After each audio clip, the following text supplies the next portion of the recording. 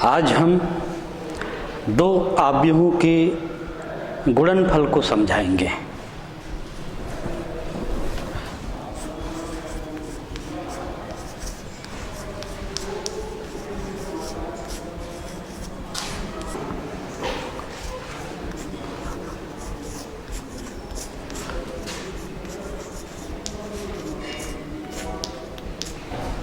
दो आव्यूहों का गुणनफल, मान लीजिए ए और बी दो मैट्रिक्स हैं, तो उनका गुणनफल तभी संभव होगा जब ए में कॉलम की संख्या और बी में रो की संख्या बराबर हो। ये बहुत आवश्यक है। कहने का तात्पर्य ये हुआ कि दो आव्यूहों गुणनफल तभी परिभाषित होगा या गुणनफल तभी संभव होगा जब पहले मैट्रिक्स में कॉलम की संख्या दूसरे मैट्रिक्स में रो की संख्या के बराबर हो।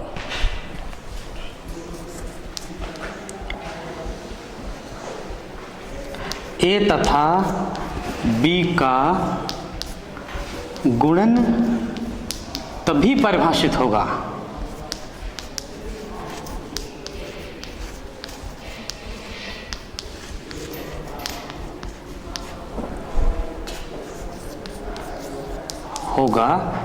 जब ए में कॉलम की संख्या, ए में स्तंभ की संख्या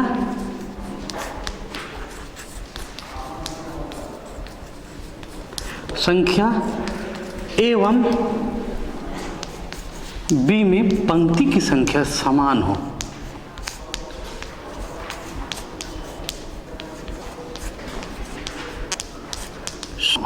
तभी यह संभव होगा। तो इस गुणनफल को, ए बी के गुणनफल को, ए एवं बी के गुणनफल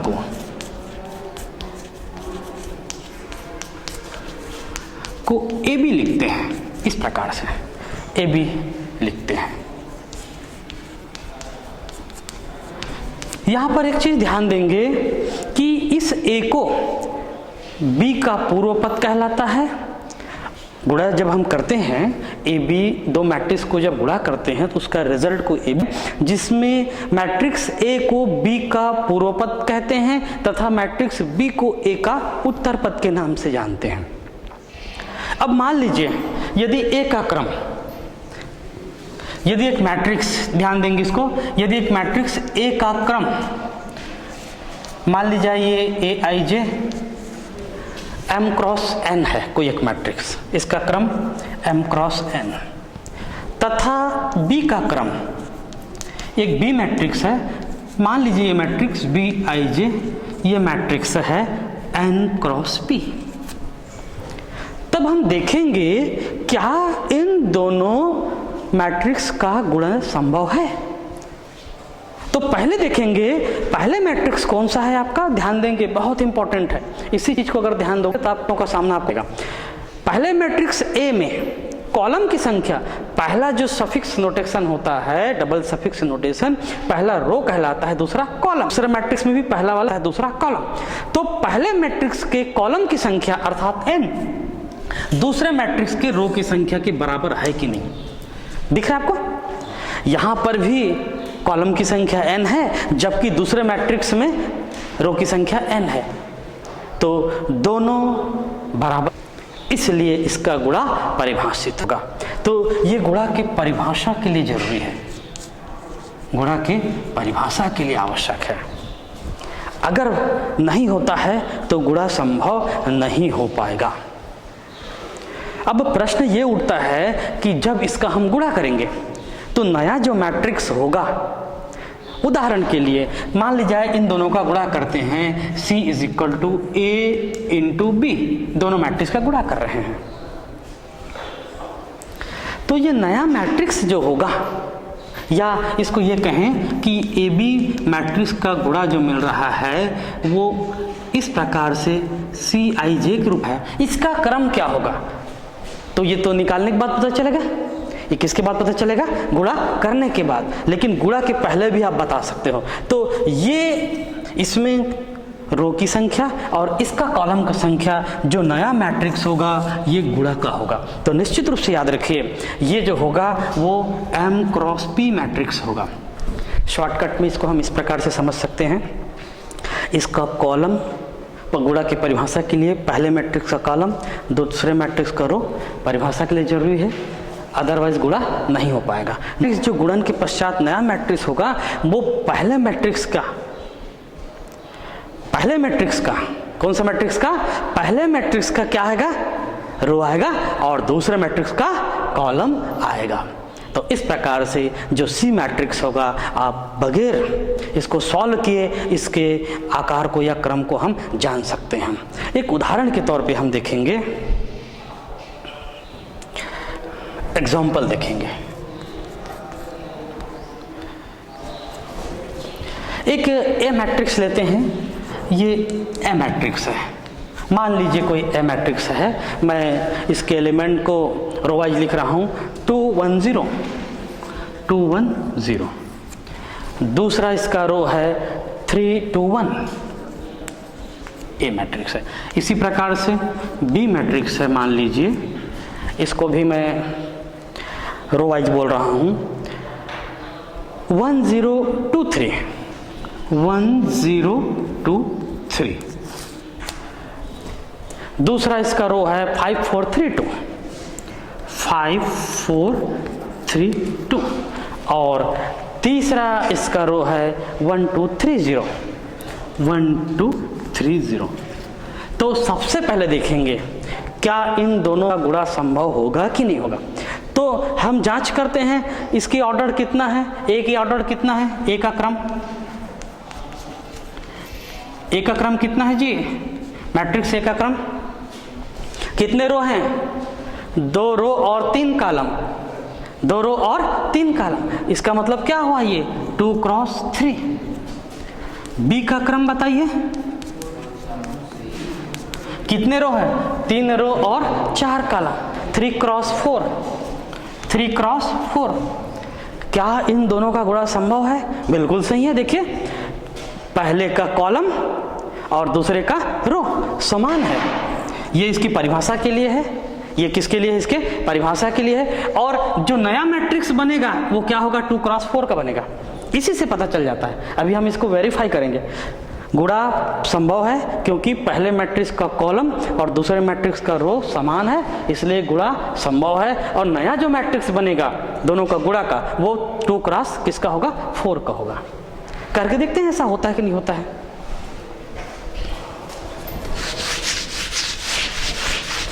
एक बार गुणा को आप अच्छिए, बाकी पूरे एप्लीकेशन इसी के आधारित हैं, आगे के जितने वो पूरे एप्लीकेशन गुणा से संबंधित है लगभग, इसलिए गुणा का अभ्यास अति आवश्यक है। अब यहां देखते हैं गुणा को a इंटू बी लिख देते हैं, ठीक है। देखिए सबसे पहले क्रम में उसी मैट्रिक्स को लिखोगे जिस क्रम से आप गुणा करना चाहते हो। तो ए मैट्रिक्स का वैल्यू कितना है, बोलिए 2 1 0 3 2 1 इंटू बी मैट्रिक्स 1 0 2 3 और 5 4 3 2 1 2 3 0। देखिए इसका गुणा जो होता है, मैं आपको याददाश्त के लिए बता रहा हूं, इसका गुणा का तरीका होता है उल्टा एल। याद रहेगा आप सबको, उल्टा एल मतलब ये क्या हुआ बेटा, ये हुआ आपका रो और ये क्या हुआ, कॉलम। भाई ये किसका निर्माण कर रहे, रो और ये कॉलम। और हम जानते हैं रो में किसके अवयव होते हैं, कॉलम के। भाई रो का निर्माण किसका करते हैं, कॉलम के अवयव, और का निर्माण किसके करते हैं, रो के अवयव। इसीलिए यहां पर आया है, हम गुणा करते हैं रो कॉलम। कैसे गुणा करते हैं, रो कॉलम, लेकिन कॉलम के अवयव रो का निर्माण करते हैं, इसलिए पहले का कॉलम, पहले मैट्रिक्स का कॉलम, और रो के अवयव कॉलम का निर्माण करते हैं, इसलिए दूसरे मैट्रिक्स का रो। क्लियर हो गया बात। इसीलिए जब गुणा को परिभाषित करने के पहले ये बात जानना बहुत जरूरी है। उल्टा एल चलेंगे। देखिए ये पहला जो होगा, पहला रो पहले कॉलम के साथ उल्टा एल चल रहा है, ये 1 1 का निर्माण करेगा। ये किसका निर्माण करेगा? 1 1 का। उसके पश्चात पहला रो दूसरे कॉलम ये 1 2 का निर्माण करेगा एलिमेंट। फिर पहला रो तीसरे कॉलम 1 3 का निर्माण करेगा। उसके पश्चात पहला रो चौथे कॉलम 1 4 का निर्माण करेगा। समझ में आ गया? अब इसको गुणा कैसे करते हैं? संगत अवयव को गुणा कर देते हैं। जैसे लिखेंगे, ये देखिए इस प्रकार से चलेगा। एक बार मैं चिन्ह बना दे रहा हूं, उल्टा एल। संगत अवयव मतलब इसका इसके साथ गुणा, 2 × 1, फिर प्लस इनके साथ गुणा इसके साथ। ठीक है, पहला हम चल रहे हैं 1 × 5 प्लस 0 × 1। समझ आया कि नहीं आया? आ गया ना? देखिए बहुत ध्यान दीजिए, उल्टा एल चलना है, इसका रो इसका कॉलम। संगत में मतलब पहला पहले के साथ। अब A1 ऐसा मत संगत समझिए, इसका इसके साथ गुणा धन इसका इसके साथ गुणा धन इसका इसके साथ गुणा, बस इसी स्टेप को समझना है। उसी प्रकार से इसमें चलेगा, उसी प्रकार से इसमें चलेगा, उसी प्रकार से इसमें चलेगा। ठीक है, ये हुआ आपका पहला हुआ। दूसरा में क्या हो गया? इनका इनके साथ दूसरे कॉलम के साथ होगा। चलिए दूसरे कॉलम के साथ करते हैं, तो 2 × 0 प्लस 1 × 4 प्लस 0 × 2। ठीक है, फिर देखिए इनका इनके साथ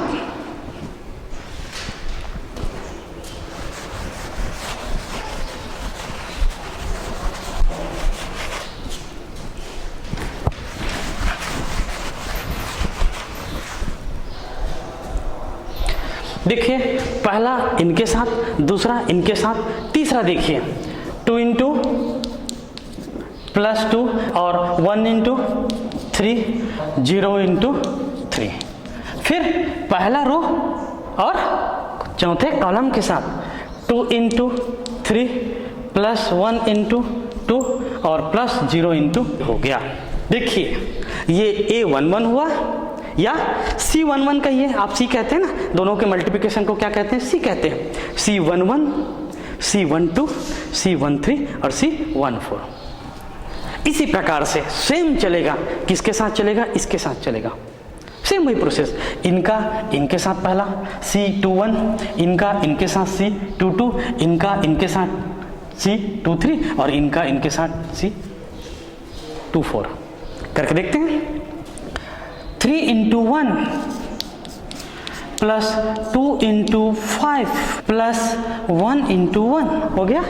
फिर इनका दूसरे कॉलम के साथ 3 × 0 प्लस 2 × 4 प्लस 1 × 2। फिर इनका तीसरे कॉलम के साथ 3 × 2 प्लस 2 × 3 प्लस 1 × 3। देखिए 3 × 2, 2 × 3 प्लस 1 × 3। फिर इनका चौथे कॉलम के साथ 3 × 3 प्लस 2 × 2 प्लस 1 × 0। समझ में आ गया कि एक बार और रिपीट करें? बस यही आपको समझना है। एक बार और देख लीजिए। उल्टे एल में चलते हैं। परिभाषा आपको समझ में आ गया? उल्टे एल में पहला रो का पहले कॉलम के साथ C11 बनेगा। मैं चाहूं तो यहां पर लिख दूं, ये क्या बना? C11। ठीक है, पहला रो का दूसरे कॉलम के साथ C12 बना, पहला रो का तीसरे कॉलम के साथ C13 बना और पहला रो का चौथे कॉलम के साथ C14 बना। बस इसी प्रकार से पहला रो का पहले दूसरे रो का किसके साथ? दूसरे रो का पहले कॉलम के साथ ये बना C21 बना, दूसरे रो का दूसरे कॉलम के साथ C22 बना, दूसरे रो का तीसरे कॉलम के साथ C2 और दूसरे रो का तीसरे कॉलम के साथ C3 बना। क्लियर हो गया? बस इसको हल कर लेना है। 2 5 plus 0, 2 plus 4 plus 0, 4 plus 3 plus 0, 6 plus 2 plus 0। Similarly second step 3 plus 10 plus 1, 0 plus 8, 0 plus 8 plus 2, कहीं पर मिस्टेक होंगे तुरंत बता देंगे ना। 6 प्लस 6 प्लस 3, बातें नहीं। 9 प्लस 4 प्लस 0। समझ में आ गया? इस प्रकार से कैलकुलेशन कर लेंगे इसको। इसको हल करते हैं, कितना मिला ये 7, ये कितना मिला, ये कितना मिला 6। इसमें एक बार चेक कर लेते हैं ना, इसमें कुछ मिस्टेक दिख रहा है। हाँ वेरी गुड, ये 0, ठीक है। कितने मिलेंगे आपको 4, और कितने मिलेंगे 7, मिलेंगे 8, यहाँ पर कितने मिलेंगे 14, यहाँ पर कितने मिलेंगे 10, यहाँ पर कितने मिलेंगे 15, और यहाँ पर कितने मिलेंगे 13। इस प्रकार से ये जो मिलेगा, मैंने पहले ही बताया था 2 क्रॉस 4 का मिलेगा, आप देख रहे हैं 2 क्रॉस 4 का मिला। तो वेरिफिकेशन हो गया, वेरिफिकेशन हो गया। तो एक बार आप दो आव्यूहों का गुणनफल को बड़ी सावधानी पूर्वक समझ के अगर हल करेंगे तो आगे कोई आपको दिक्कत नहीं आएगी। फिर आते हैं कि इस आव्यूह का जो गुणनफल है वो किन किन नियमों का पालन करता है। बहुत ही विशेष गुणधर्म का अध्ययन करेंगे और हम देखेंगे कि क्या आव्यूह का गुणधर्म क्रम विनिमय नियम का पालन करता है कि नहीं करता है, और करता है तो किन दशाओं में करता है, इसका विस्तार से हम चर्चा करेंगे। आव्यूह जो है क्रम विनिमय नियम का पालन करता है, किन करता है या नहीं करता है, इसका हम चर्चा बड़े विस्तार से करेंगे। आव्यूह के गुणधर्म, आव्यूह के गुणनफल के गुणधर्म।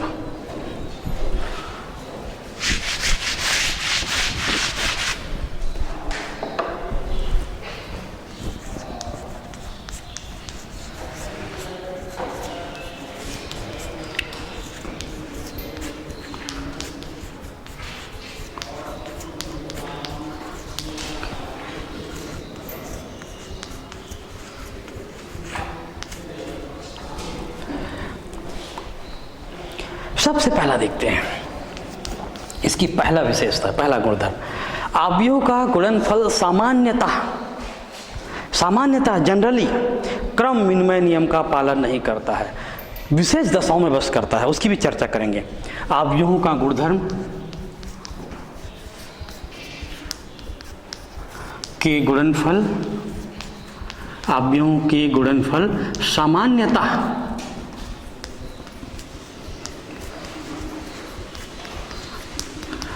क्रम विनिमय नियम का पालन नहीं करता।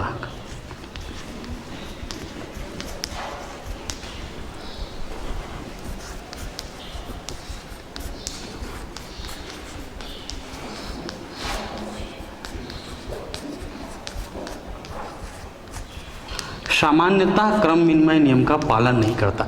यहां पर एक सामान्यतः शब्द प्रयोग हुआ है, इसका बड़ा इंपॉर्टेंस है। देखिए कैसे नहीं करता है, किन किन दशाओं में दिखते हैं। अभी मैंने कहा कि दो आव्यूहों का गुणनफल तभी परिभाषित होता है जब पहले आव्यूह में कॉलम की संख्या दूसरे आव्यूह में रो की संख्या के बराबर हो। तो यदि ए बी परिभाषित है तो जरूरी नहीं है बी ए परिभाषित हो। क्रम विनिमय नियम का मतलब होता है ए इंटू बी बराबर बी इंटू ए। तो यदि a इंटू बी परिभाषित है तो आवश्यक नहीं है कि b इंटू ए भी परिभाषित हो गुणा के लिए, और जब गुणा के लिए परिभाषित नहीं होगा तो आप इसके गुणा को निकाल पाएंगे क्या? नहीं निकाल पाएंगे। एग्जाम्पल इसको मैं लिख देता हूं कि ए बी परिभाषित हो तो नहीं कि बी ए परिभाषित हो। शॉर्टकट में ए बी का गुणन परिभाषित हो, गुणन परिभाषित हो परंतु आवश्यक नहीं, परंतु आवश्यक नहीं। BA का गुणन परिभाषित हो।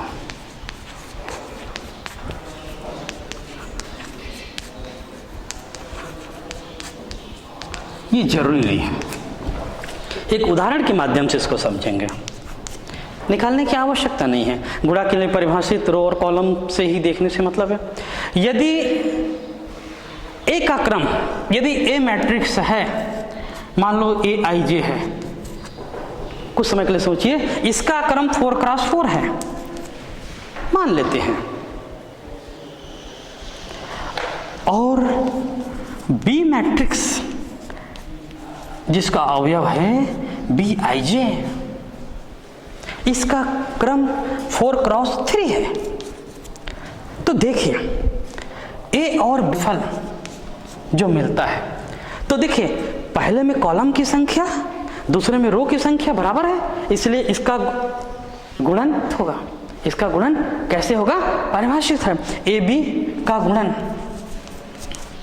परिभाषित है।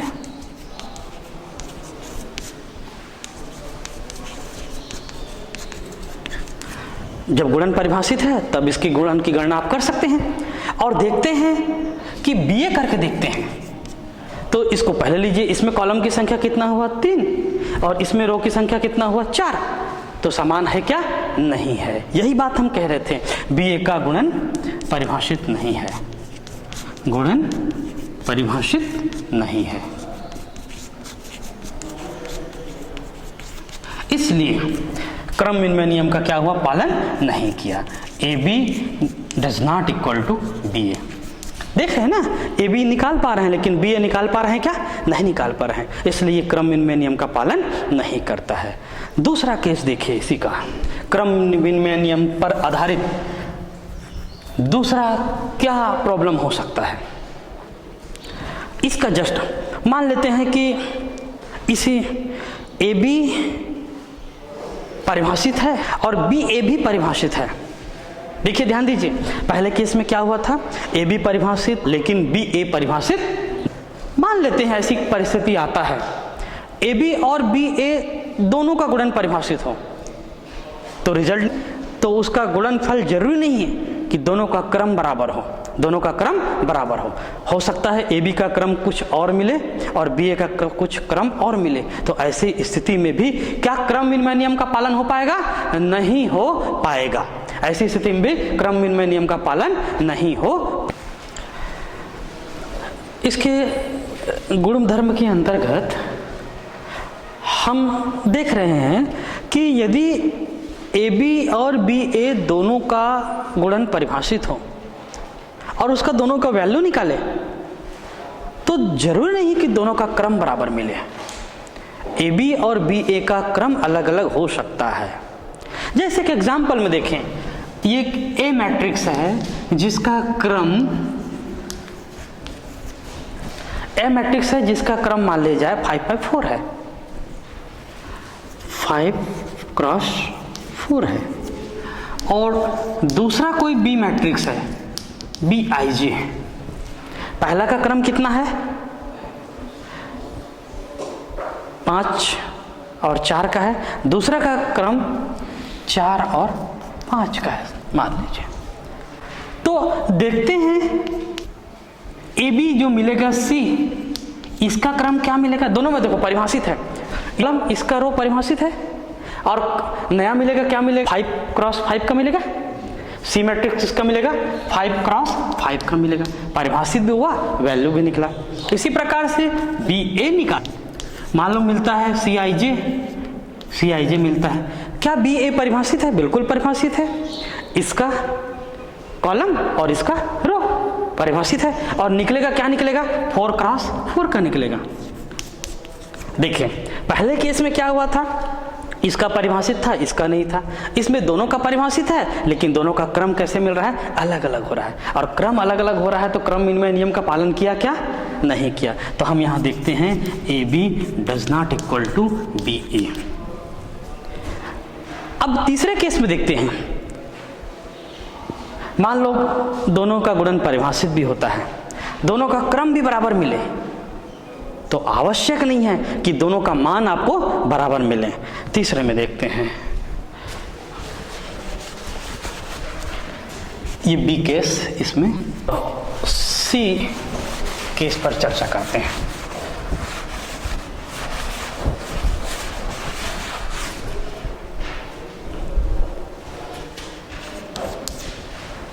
था तीसरे केस में कि और बी ए दोनों का हो, दोनों का क्रम भी बराबर मिलता हो, आवश्यक नहीं है कि ए बी बराबर बी ए का मान बराबर मिले।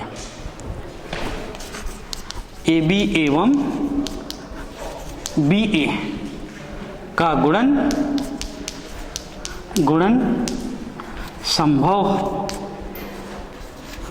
संभव है तथा क्रम भी बराबर है,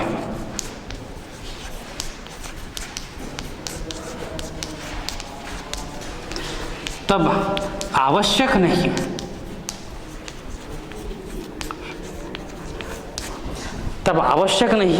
कि दोनों का मान अर्थात बी ए बी बराबर बी ए प्राप्त हो, ऐसा आवश्यक नहीं।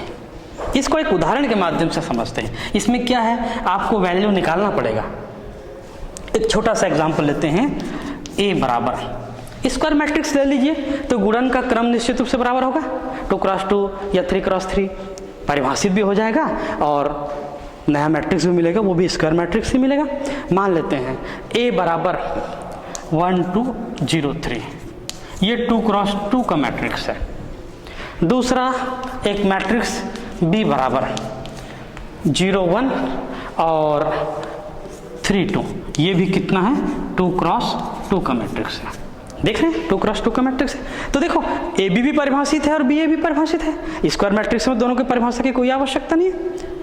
देखिए इसका कॉलम इसका रो के साथ और उसका रो उसके कॉलम के साथ परिभाषित है। मान निकाल के देखते हैं दोनों का।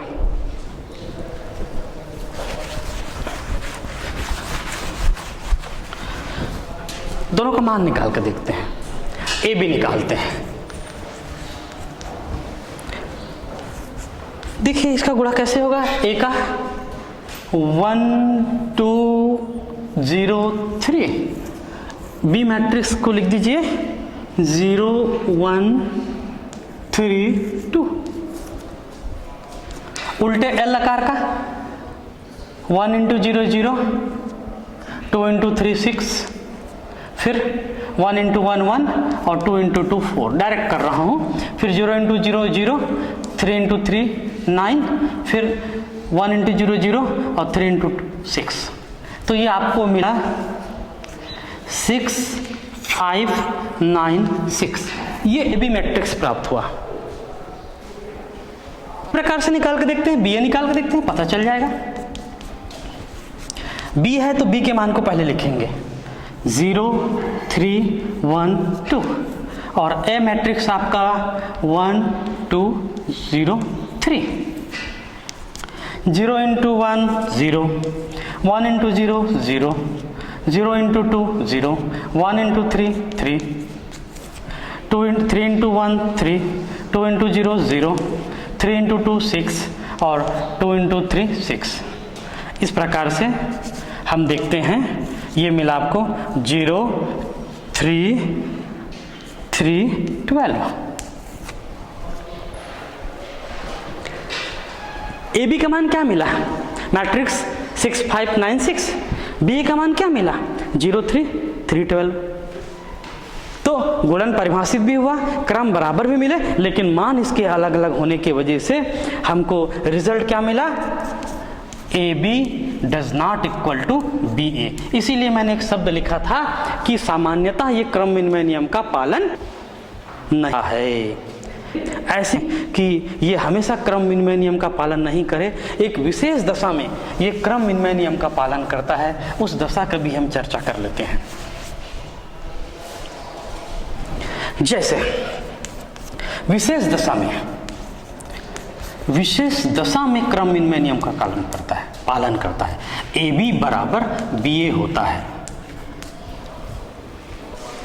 वो विशेष दशा कैसा होगा, मान लेते हैं कि ए एक स्क्वायर मैट्रिक्स है, और बी भी उसी क्रम का स्क्वायर मैट्रिक्स है, तब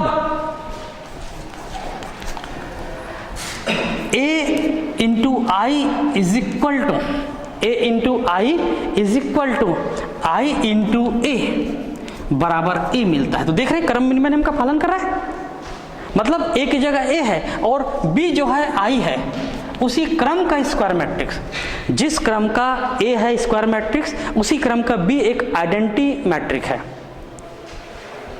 तब ए आई इंटू आई ए बराबर ए होता है, क्रम विनिमय नियम का पालन करता है। यह है जब इन्वर्स एक मैट्रिक्स है उसका इन्वर्स निकालते हैं ऐसा,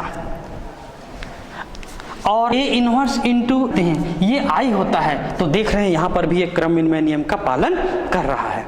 तो ये विशेष दशाओं में अवयवों का गुणनफल क्रम विनिमय नियम का पालन करता है, सामान्य दशाओं में वो क्रम विनिमय नियम का पालन नहीं करता है। तो इस प्रकार से हम ये क्रम विनिमय नियम के गुणधर्म की हम चर्चा करते हैं। आगे हम देखेंगे सहचार्य नियम की चर्चा देखेंगे।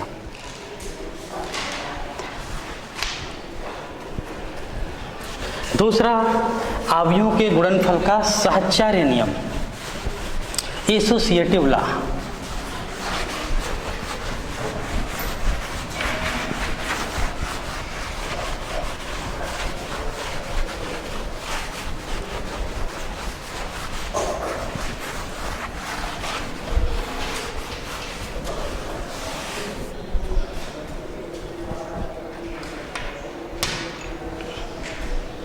एसोसिएटिव लॉ,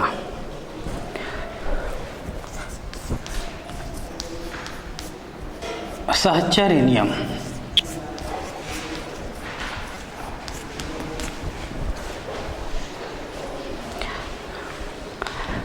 ABC, देखिए सहचार्य नियम के लिए हम 3 लेते हैं। अब तीनों का गुणनफल परिभाषित होना चाहिए, तभी यह सहचार्य नियम का पालन करेगा। तो मान लेते हैं A, B एवं C का क्रमशः, देखिए पहले का मान लीजिए ये n क्रॉस n है, m क्रॉस n है, दूसरे का n क्रॉस p है, n क्रॉस क्या है, p है, और तीसरे का p क्रॉस q है। तो देख रहे हैं इसका कॉलम इसका रो गुणा संभव है, इसका कॉलम इसका रो गुणा संभव है, तो इसका गुणा कैसे है, संभव है। तब A इंटू B का गुणा इंटू C बराबर A into B into C होता है। ये गुणा के लिए सहचार्य नियम कहलाता है। ये गुणा के लिए क्या कहलाता है, सहचार्य नियम कहलाता है। एक उदाहरण लिखेंगे, इसमें गुणन का भी आपका अभ्यास हो जाएगा और सहचार्य नियम का पालन करता है कि नहीं करता है ये भी हम देखेंगे, लेकिन ये सहचार्य नियम का पालन करता है, इन उदाहरणों से स्पष्ट हो जाएगा। बराबर एक मैट्रिक्स है 2 2 3, फर्स्ट रो 2 2 3, सेकंड रो 3 3 2, ये ए मैट्रिक्स है। इसका क्रॉस क्या हुआ, 2 क्रॉस 3, 2 क्रॉस 3। इसी प्रकार से दूसरा बी मैट्रिक्स बी निकालते हैं। बी मैट्रिक्स है -3 15, पहला रो, दूसरा रो है 1 -4 और तीसरा रो है 2 1। ये कौन सा क्रॉस है, 3 क्रॉस 2, इसका क्रम है 3 क्रॉस 2। और तीसरा मैट्रिक्स मान लिया जाए आपके पास, ये है फर्स्ट रो 2 3 4, सेकंड रो -1 2 3 -3। इसका ऑर्डर कितना है, 2 क्रॉस 3। तो अब देखते हैं ए का गुणा भी परिभाषित है, बी गुणा भी परिभाषित है, इसमें हम सहचार्य नियम को देखेंगे। तो सहचार्य नियम में क्या करना पड़ेगा, पहले हम देखते हैं इसका बायां पक्ष का। बायां पक्ष में क्या देखेंगे अपन, a इंटू बी और इंटू सी। तो इसके लिए हम पहले मैट्रिक्स ए और मैट्रिक्स बी का गुणा निकाल लेते हैं, दोनों का गुणा निकाल लेते हैं। मैट्रिक्स ए को लिख देते हैं, गुणा तो संभव ही है, 2 2 3 2 इंटू मैट्रिक्स बी, बी को लिख दीजिए -3 1 2 और 15 -4 1। इस प्रकार से दोनों मैट्रिक्स को लिख दिए। इसका गुणा देखते हैं उल्टे एल क्रम से, इसका गुणा उल्टे एल क्रम से। तो चलिए पहले रो का पहले कॉलम के साथ, पहले रो का पहले कॉलम के साथ, तो कितना होगा -6 +2 +6। फिर पहले रो का दूसरे कॉलम के साथ 30 -8 +3। समझ में आ गया? ठीक है, पश्चात देखते हैं इसी प्रकार से क्या होगा दूसरे के साथ। किसके साथ? दूसरे के साथ। सॉरी, इसमें ये 5 है, 15 हो गया है, 5 है। तो कितने हो जाएंगे इसके साथ? इसका 10 -8 +3, 10 -8 +3। ठीक है, फिर देखिए इसका इनके साथ, इसका दूसरा रो पहले कॉलम के साथ -9 +3 +4। फिर दूसरे रो का दूसरे कॉलम के साथ 15 -12 +2। ये कितना मिला आपको? 2।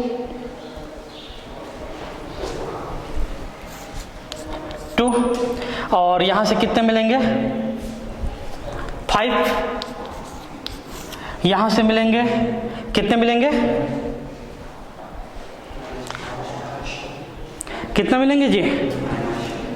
-2। और ये मिलेंगे आपका 15 17। कितने मिलेंगे? 5। 2 5 -2 5 प्राप्त हुए a इंटू बी। लेकिन हमारा काम क्या है?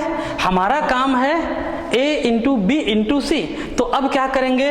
पुनः हम a इंटू बी हमने निकाल लिया, इंटू सी निकालेंगे। तो a इंटू बी कितना मान निकाला है? 2 5 -2 5। और सी मैट्रिक्स का मान आप यहां से रख दीजिए 3 2 3 4 -1 2 -3। इसका भी गुणा संभव है। इसमें कॉलम की संख्या इसमें रो की संख्या के बराबर है, उल्टे एल को दर्शा रहे हैं। चलिए इसको गुणा को लिखते हैं। 2 × 2 4, 5 × -1 -5, पुनः 6 और +10, फिर अंतिम 8 और -15। इसी प्रकार से दूसरा रो पहले कॉलम के साथ -4 -5, पुनः दूसरा रो दूसरे कॉलम के साथ -6 10, दूसरे रो तीसरे कॉलम के साथ -8 और -15। इसका वैल्यू कितना निकलेगा? -1, यहां कितना निकलेगा? 16, यहां मिलेगा -7, यहां कितना मिला? -9, और यहां मिला +4, और यहां मिला -23। तो अभी आपने क्या निकाला है? अभी आपने एक पक्ष निकाल लिया है, समीकरण नंबर 1 का है a इंटू बी इंटू सी आपने निकाला है, समीकरण नंबर 1। इसी प्रकार से हम दूसरा समीकरण पर विचार करते हैं।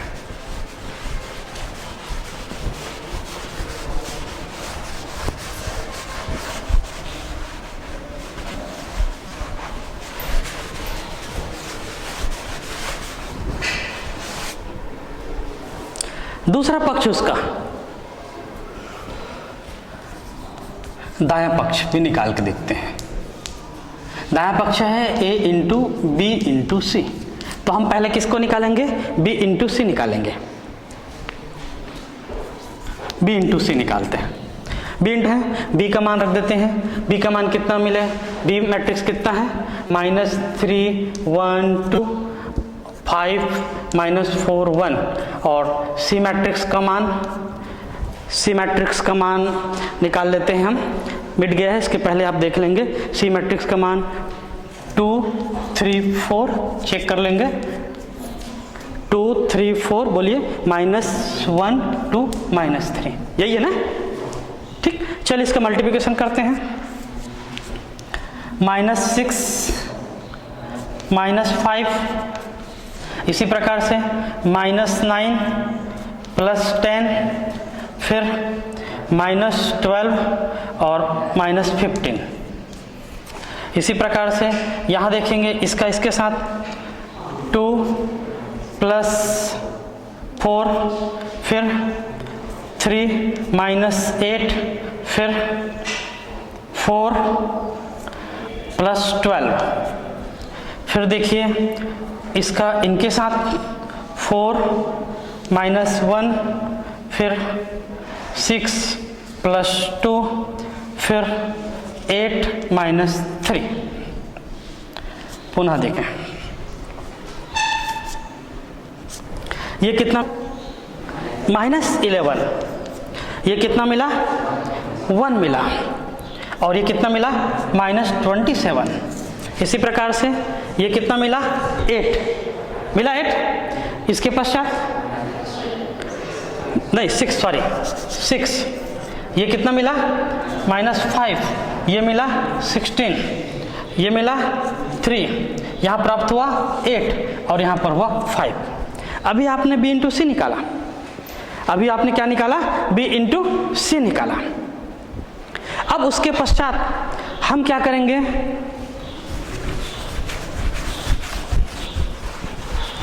ये समीकरण एक को रखे रहते हैं, a into B into C, तो a का मान को रख देते हैं a into B into C. a का वैल्यू रख देते हैं, a का कितना है बोलिए बताइए, a मैट्रिक्स का मान 2 2 3, 2 2 3, और दूसरा रो क्या है आपका 3 2 2, 3 2 2, और b इंटू सी का मान यहां से रखेंगे 2, हाँ 3 3 2, और उसके पश्चात मान रखेंगे -1 -20 और 6 -5 16 और 3 8 5। मल्टीप्लिकेशन करते हैं, कितना हुआ, -22 + 12 9।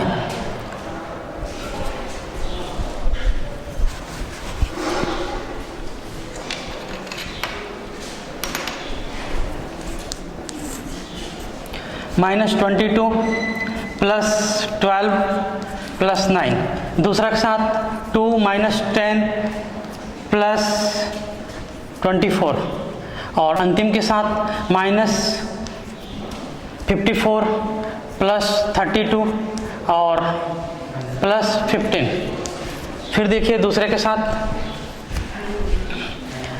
-33 + 18 और +6, फिर देखिए 3 -15 और +16। फिर कितना होगा, ये 3 से गुणा करेंगे तो 81, कितना होगा, -81 और किसके साथ 16 का गुणा होगा, कितना होगा, हाँ 48 और 10। फिर देखिए इसका वैल्यू कितना मिलेगा, -1, तो कितना मिलेगा 16, कितना 16, उसका वैल्यू कितना मिलेगा, -7, इसका वैल्यू कितना मिलेगा, -9, इसका वैल्यू कितना मिलेगा 4, और इसका 23। तो आप देख रहे हैं, इसको समीकरण नंबर क्या कह दीजिए, 2 कह दीजिए। ये मिला आपको a इंटू बी इंटू सी। एक बार और चेक कर लीजिए वैल्यू को, -1 16 -7 -9 4 और -23। क्या समीकरण 1 और 2 बराबर हैं? क्या समीकरण 1 और 2 बराबर हैं? तो हम पाते हैं समीकरण 1 और 2 कैसे हैं? बराबर हैं। समीकरण 1 और 2 कैसे मिल रहे हैं आपको? बराबर मिल रहे हैं। तो इस आधार पर हम देखते हैं कि समीकरण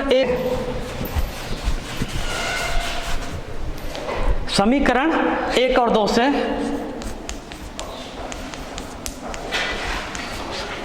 A into B into C is equal to A into B into C, इस प्रकार से ये सहचार्य नियम का पालन करता है। कौन से नियम का पालन करता है? सहचार्य नियम का पालन करता है। यहां पर थोड़ा मिस्टेक हो गया है। पहला का कितना है? 24 32 11 15 और 81 48 और 10, यहाँ पर 32 है, सॉरी यहाँ पर 32, तभी 23 आएगा। इस प्रकार से हम देखते हैं कि मैक्रोन धर्म जो है वो सहचार्य नियम का पालन करता है। तो आज के इस वीडियो लेक्चर में को यही समाप्त करते हैं। धन्यवाद। कल इसके आगे के टॉपिक